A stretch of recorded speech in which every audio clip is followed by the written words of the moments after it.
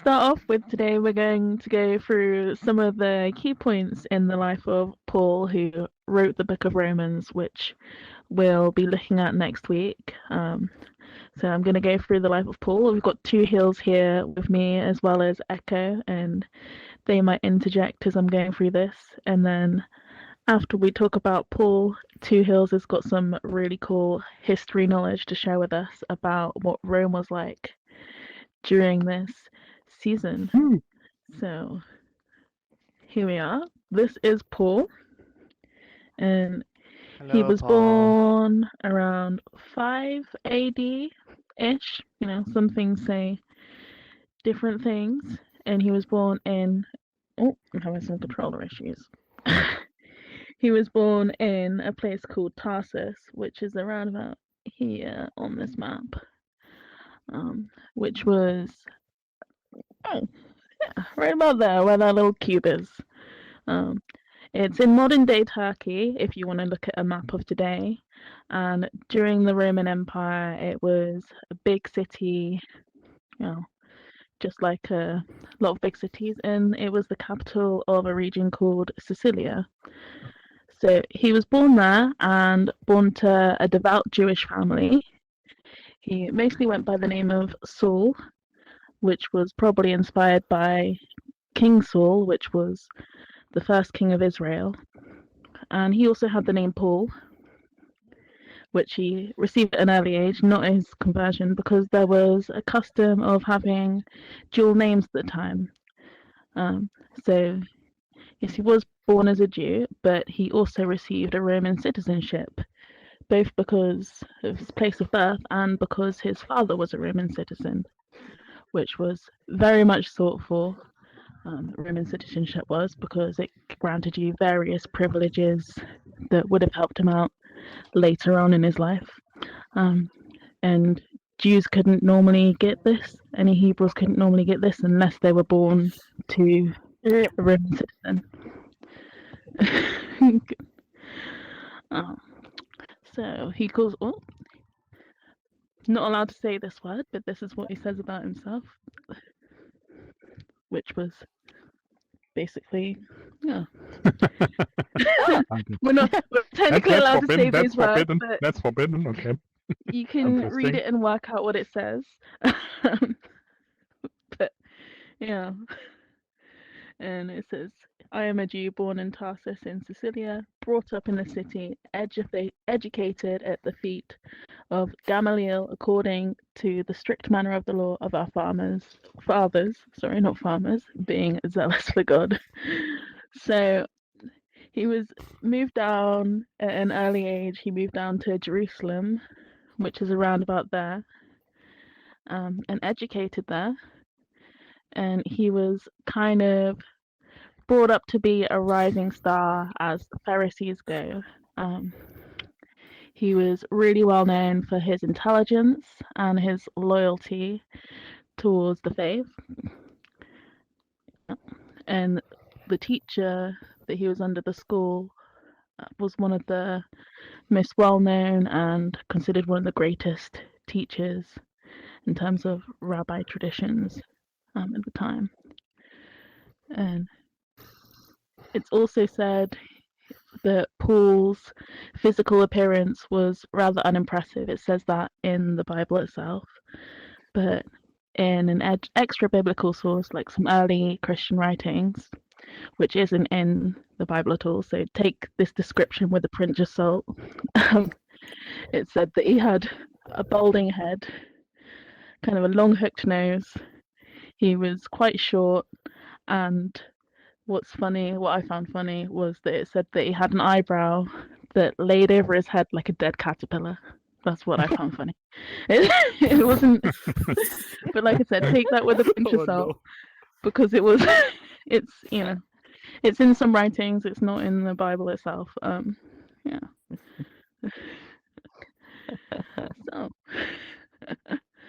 So that's kind of how he was first brought up.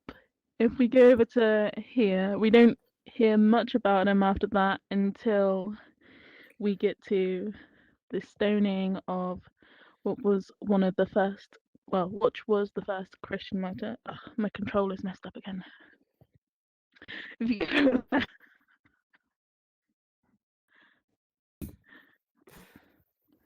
Is your controller having a stroke? Try like blowing into your controller. That generally helps. It dislodges dust, and that generally helps. Yeah, it's my joystick. I'm gonna move with the buttons here. So yeah. Paul was hearing about this guy called Jesus and all the people that were coming. This movement called the Way, which was basically people that were witness and believed the gospel message that we saw last week in Easter that we've just been seeing about.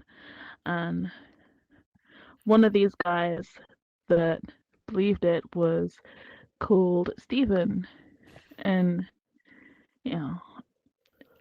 he gave a speech in one of the temples about how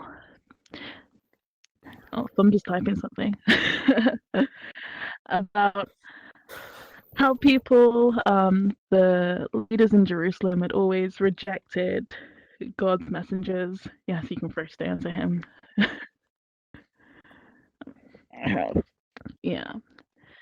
So he gave a speech about how people have always rejected messengers of God, including Jesus and his followers. And this made these guys, the Pharisees and the leaders, really, really angry. So they cast him out of the city and threw stones at him. And we see Saul here at the time, as he was known. He didn't actually throw any stones at this time, but he stood at the back and he guarded the coats of the guys that were throwing the stones. And he stood there in approval, kind of grinning and thinking he was happy about it. Yeah. And after that, that's what led way to him becoming more angry and persecuting other followers of the way. But doesn't mean he was evil.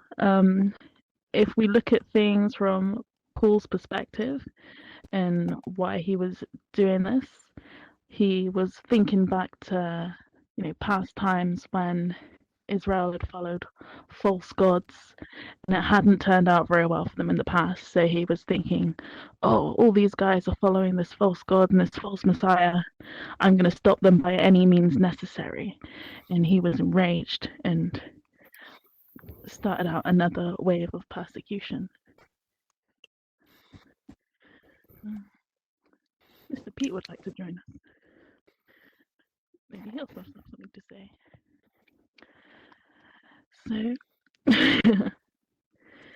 So after the stoning of Stephen, he went round to house by house, kind of putting death threats to people that were following Jesus. He was death threats, trying to get them into prison, all that good stuff. He wouldn't call good stuff. And then, Mr. Pete's here. And then later on, he had an idea, which he thought was a really, really smart idea. And then thought, oh, I'll go to one of the leaders.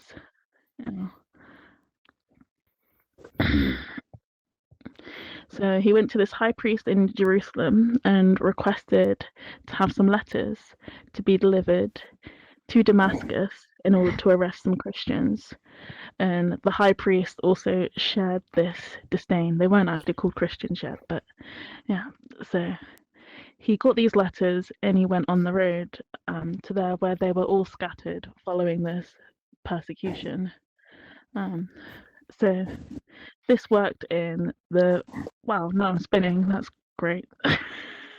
This worked in favor of the message, like the gospel message, because when all these Christians were persecuted and spread out everywhere, they took that message with them. And then so Saul, letters in hand, went on the road to try and go along to go and arrest these people. He wants to get rid of them. Dun dun dun dun dun dun dun dun dun dun.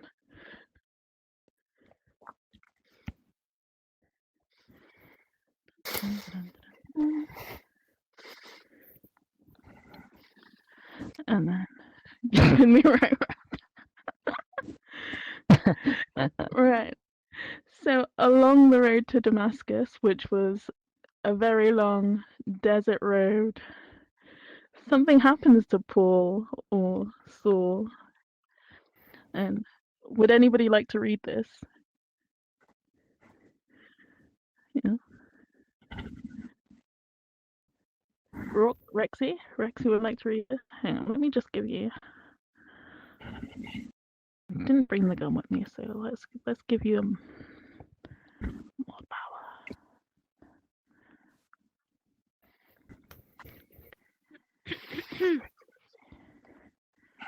There you go, Rexy. You can go ahead and read that. This is what happened to Saul or Paul on the road to Damascus. You got no mic.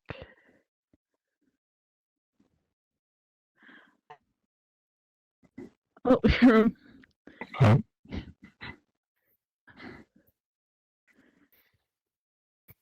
Yeah. Right. Yeah. The whole Good. thing, right? Good. Yeah. Go ahead and read the whole thing. Yeah. Okay. Oh, crap.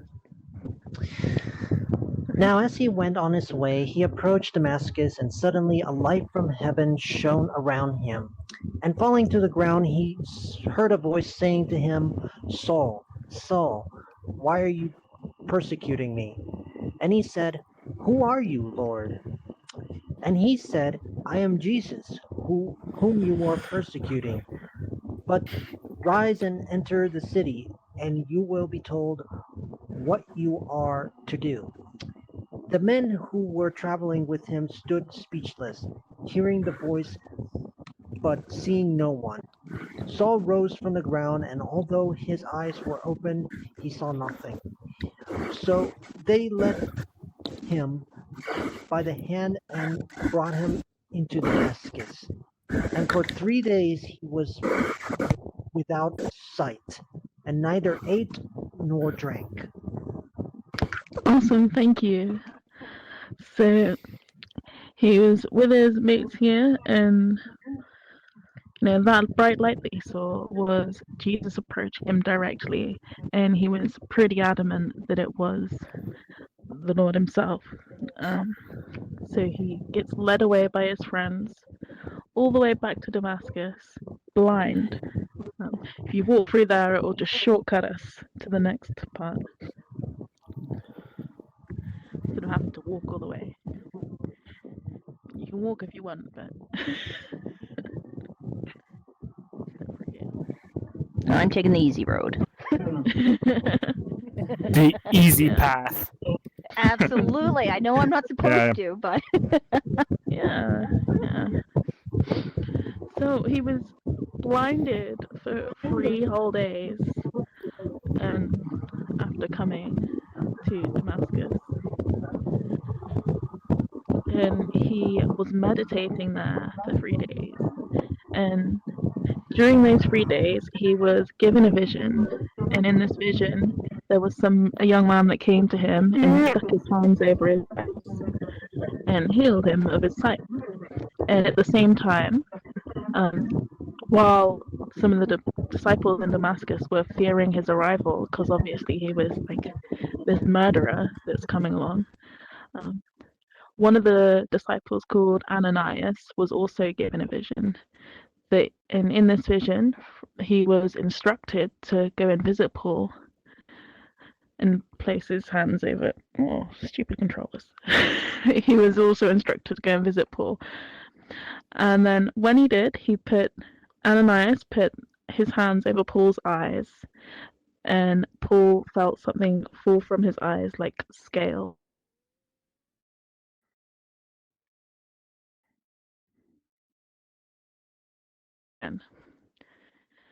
And then on that same day, he was actually baptized. And that was his conversion. So this guy that was an avid murderer, well, or somebody that wanted to get people arrested, stuck in prison, and do anything to stop this movement, has now joined it. And then after that, he spent around 3 years wandering in the desert and then coming back here.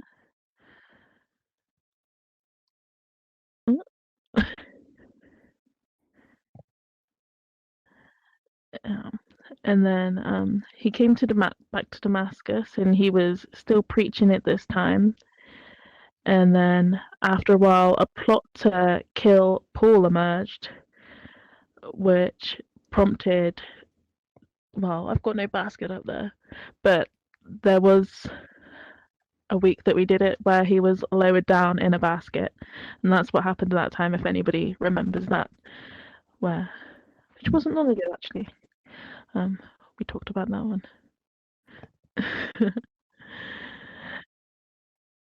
Yeah, the basket in the castle, yeah. And then we had that basket that went like that, yeah. So that's that. So he was lowered down in a basket down the wall where he could escape. And then, well, we don't know where those things quite fit together, but 3 years after his conversion, he went back to Jerusalem, where he spent 15 days with Peter, Cephas, and met James, which was Jesus' brother in Jerusalem. And they were scared of him as well before, because obviously they heard that he was out to get all these people. But Barnabas vouched for him and that he'd been preaching and had converted. And then, but he faced threats in Jerusalem as well, so he was sent to Tarsus, back where he was born, for his own safety. And he remained around Sicilia and Syria for several years. And he ministered in there as well. And then there was a time when he was brought to Antioch. Where have I got this up here? Oh yeah, Syria and Sicilia. Yeah, over here. So he was brought to Antioch, which was a center for early Christianity and probably like the third largest Roman metropolis at the time. So Alexandria and Rome were also bigger. And this was a flourishing church full of like diverse people, yeah, lots of different types of people, lots of different types of believers. And it was where these were first called Christians.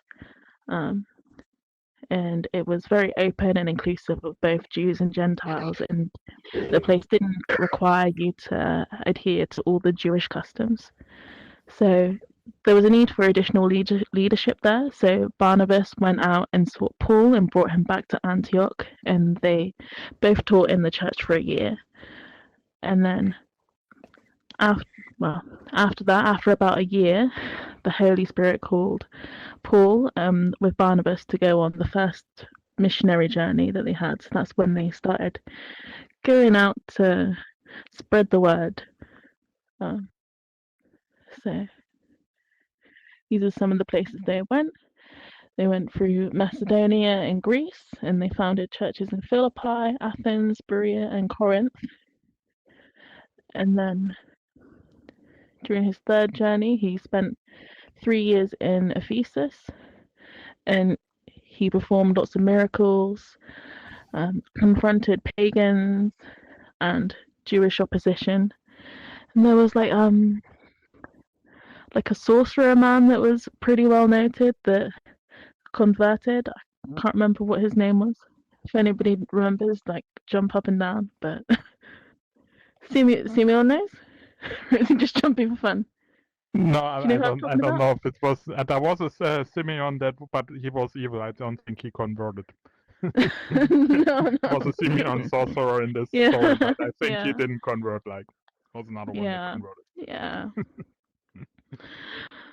So this is where we get to the writing of the Romans. So he was being hosted by this guy called Gaius in Corinth, and he was staying with him, and that's when he started hearing about Rome.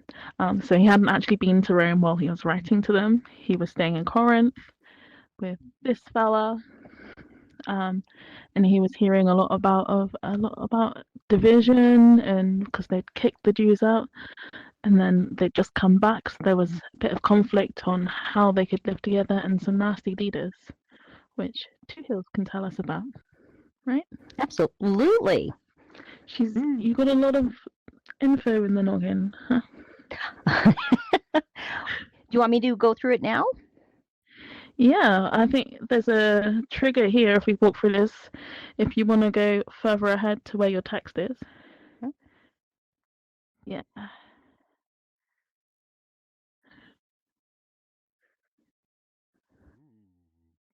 It's alright, he'll get it back. Camera's left behind. Okay. It's alright, he'll get it back. See, we're just down there at the end of that road.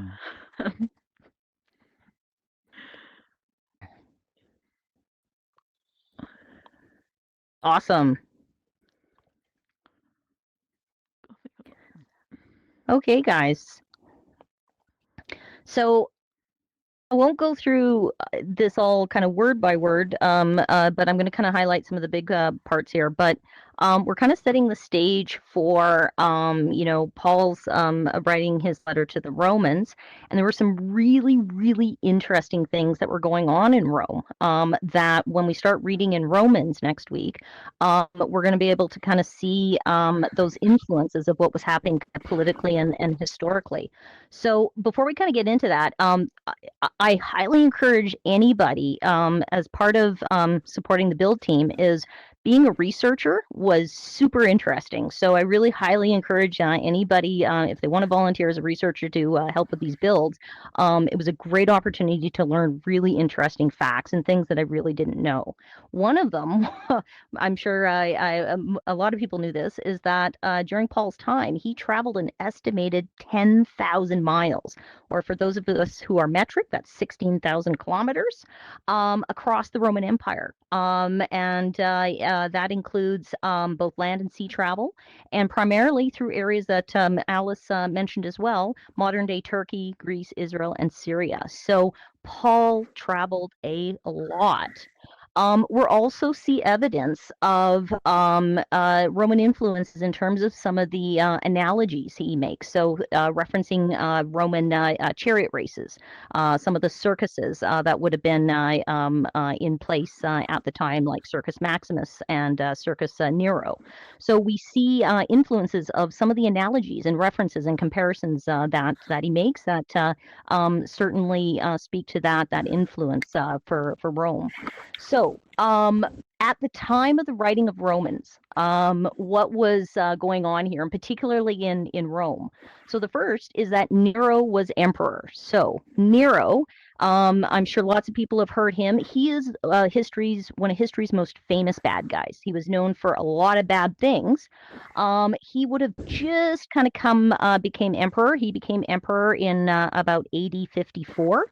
And he would have been emperor until about AD 68, and that's where there was a revolt. He was overthrown, and he later committed suicide.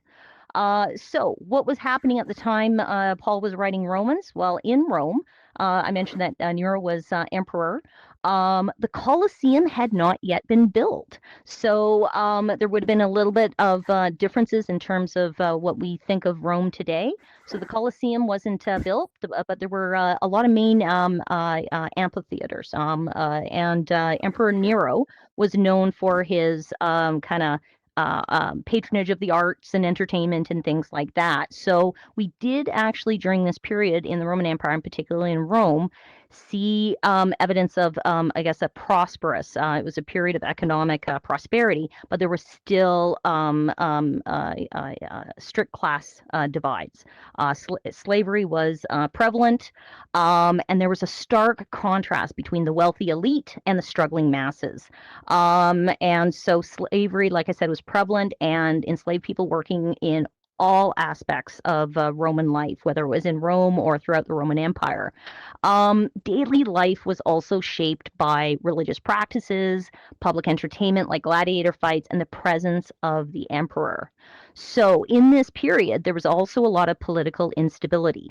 There was the emperor, so, ruling by a monarchy, but there was also the Roman Senate, so still kind of those remnants of a republic, and they kind of existed side by side. And you can imagine those things don't last very long. So there was a lot of kind of simmering turbulence as well. So what else at the time of writing? So we talked about the Colosseum hadn't been built. Who was the emperor? Rome at the time was very heavily influenced religiously by Greek mythology and the practice of emperor worship. So those were kind of two prevalent religious influences. And this is the thing that shocked the heck out of me, is at the time of the writing of the letter to the Romans, Rome had about 1 million people living in it. And that really surprised me. So that Rome was a really, really large epicenter. Two other, actually, one big thing that was happening at the time, and Alice had referred to it when she was talking about Paul's life, which is Jewish Christians and Jews were returning back to Rome after having been banished for about 5 years. So the prior emperor, Emperor Claudius, he banished the Jews, and by banishing the Jews, that also meant Jewish Christians. He banished them in AD 46, I believe. No, 49. And they were banished for about 5 years from Rome until Claudius died in AD 54. So why I say that's really important is because there were 3 really, really important effects that had on early Christianity, particularly in Rome. First, the banishment significantly changed who made up the churches in Rome. So before the banishment, churches would have been primarily Jewish Christians. But when the banishment occurred, the makeup of churches started to be comprised of mostly Gentile Christians. So we saw a change in who was making up the church in Rome at the time. With that banishment, we have Jewish and Gentile self-definition beginning to change. So we have Jewish Christians and Gentile Christians now being separated. So, their definition, their self-definition starts to change as we have that separation.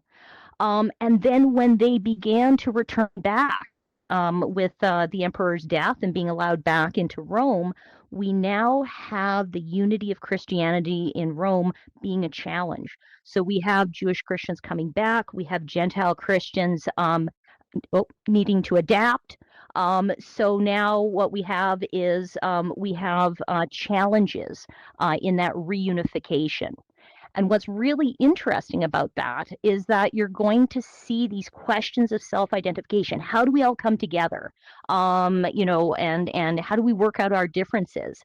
Because we are bound by our shared love of Christ. So you're going to see that these questions of self-identification are reflected in Paul's letter to the Romans. So what's really, really cool when we go in next week is that not only are we looking at it with a lens of our spiritual development, but it's also taking place in the backdrop of some really important historical and political, I guess, themes or undercurrents.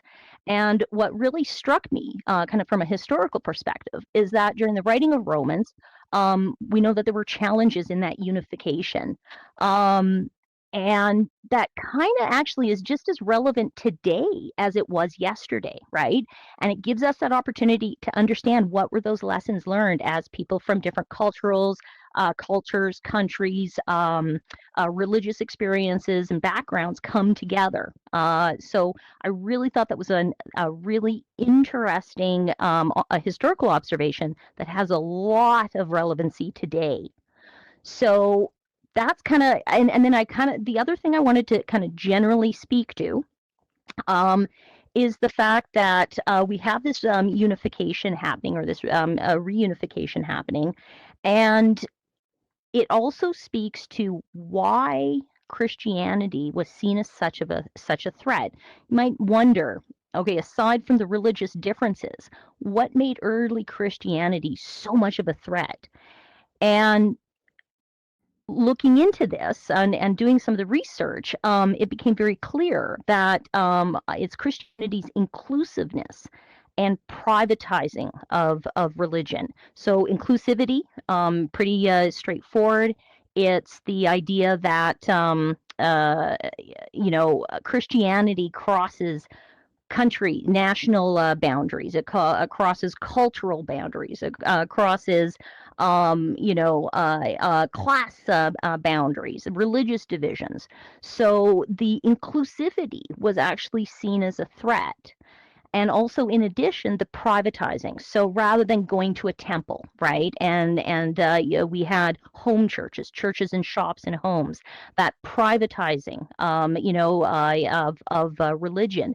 Both of these were seen as threats, not just to established religious customs and traditions, but threats to traditional class and gender roles in Roman society, right? So we kind of we speak to the early Jewish community and the persecution of Christians.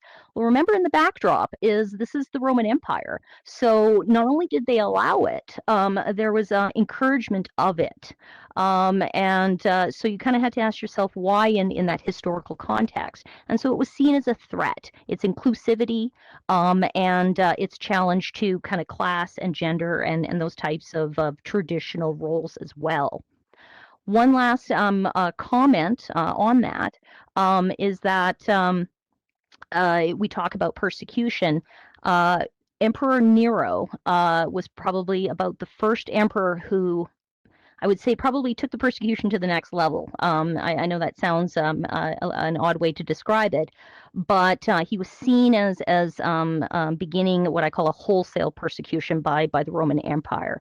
And remember that lasted for about 4 centuries until the conversion of the last emperor to Christianity. So this marked what I would call a transition period in history.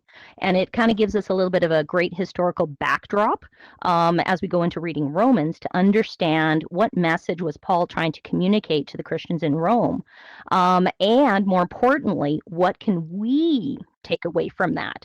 As I'm sure everybody can appreciate, we still have those struggles, right? As we come from different walks of life, different thoughts on things, and how do we kind of shed those perceived differences and celebrate our common love for Christ. So that's kind of what I wanted to just share in terms of a little bit of history as we go into Romans next week. Thanks for letting me nerd out. Thank you, Juhil. Rexy wanted to say Yeah. something. Maybe. Did you have something to share? Or just waving? All right. Awesome. Just questions. Does anybody have any questions or want to add something? Because like I said, this is just a little bit of research on what I could find. I'm sure there's people here that are much more studied than I. So if anybody has any interesting facts or comments about this period of time, this is a great opportunity. Mm-hmm. Give me a sec. Let me just put my voice permanently on. Right. Nice. There is this very fun factoid where you have the evil number, the Satan number. Essentially, one thing I realized is that it's actually directly connected to him, to Nero, because essentially there was this practice among Jews where they would have these numbers, and they would be deciphered into words, right? So the number, the number of the beast ends up just spelling Nero. So, and also building on that, there is also the whole mark of the beast, which is, the coin, and well, it has the face of Nero in it. So that's kind of what it's so fascinating. Yeah, no, it is. It really is fascinating because, it's one of those things that kind of got lost in translation. It's pretty fascinating. Yep. Oh, that's awesome. Thanks, Rexy Ron. You're welcome. Cheers. Did anybody else want to share something? If you got anything to add? what we had. Yeah. What we had was in the Book of Acts, but Yeah. I covered most of it. Yeah. Do you want to finish us off then? How would you? Do we need to finish off? Sorry? How do you want us to finish you off? Would you like to pray us out? You don't have to if you I don't want can. to. Yeah? You happy to? Cool. Thank you. Just over here.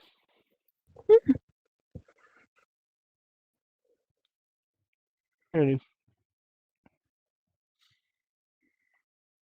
dear Lord, thank you for letting us gather around here.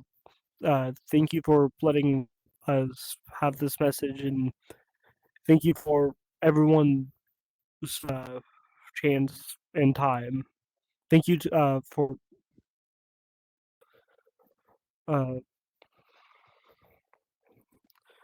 thank you for allowing us to heed your message and take time to study your word. And please allow your message to take root in our hearts. In your name we pray. Amen. Amen. Thank you. Amen. Amen.